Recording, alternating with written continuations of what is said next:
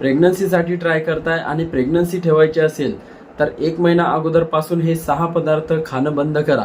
सर्वात पहिला आहे सिनेमॉन पावडर्स म्हणजेच दालचिनी, यालाच आपण कलमी पावडर सुद्धा म्हणतो आणि हे रोजच्या मसाल्यामध्ये वापरलं जातं कारण यामध्ये उष्णता असते आणि हे इरिटेशन करू शकतं आणि गर्भाशयाची उष्णता वाढली तर गर्भ टिकत नाही.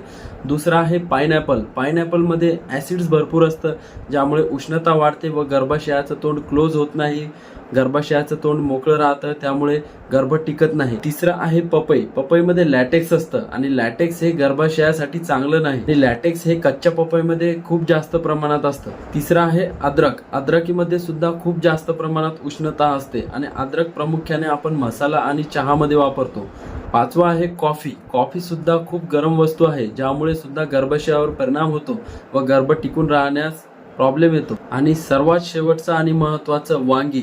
वांगी हे ॲलर्जिक आणि उष्ण आहे आणि त्यामुळे गर्भ टिकून राहत नाही. तर प्रेग्नन्सी ठेवायची असेल तर 1 महिना अगोदर हे रोजच्या आहारातले 6 पथ्य पाळा. प्रेग्नन्सीसाठी भरपूर मदत होईल आणि अशाच इन्फॉर्मेटिव्ह व्हिडिओसाठी आपल्या पेजला फॉलो नक्की करा.